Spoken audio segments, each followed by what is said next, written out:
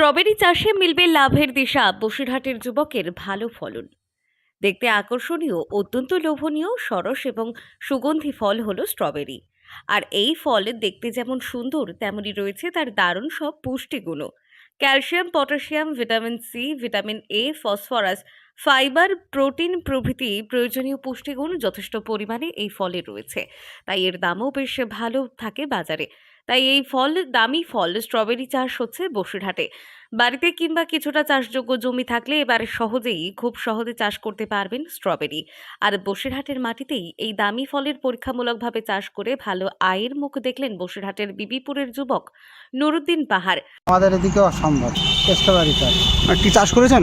হ্যাঁ, এই বছরে আমি চাষ করেছি 10 কাঠা মতো। আগামীতে একটু বৃহৎ আকারে করার চিন্তা ভাবনা আছে। ভালো ফলন হয়েছে।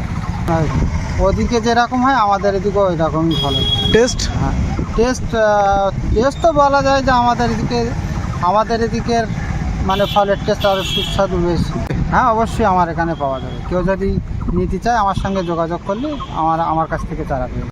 মূলত এই ফলন বাংলা কার্তিক অগ্রহায়ণ মাসে রোপণ করতে হয়, যা ফল পাওয়া যায় প্রায় চৈত্র মাসের মাঝামাঝি পর্যন্ত।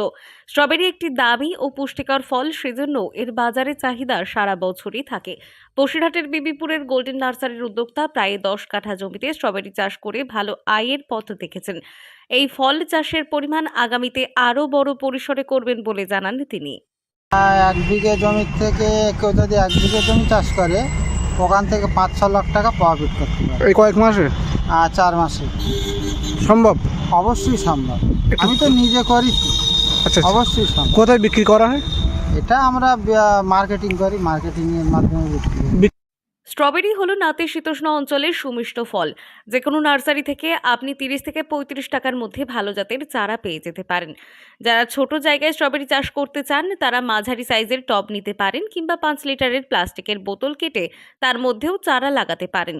বসিরহাটের এক নার্সারিতে উন্নত প্রজাতির স্ট্রবেরির টবে চাষ করা হলো, যার ফলনও বেশ ভালো হয়েছে। তবে চাইলে এটি চাষের জমি কিংবা ছাদ বাগানেও সম্ভব।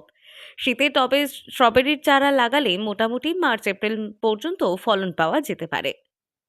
বসিরহাট থেকে জুলফিকার মোল্লার রিপোর্ট, লোকাল 18 বাংলা।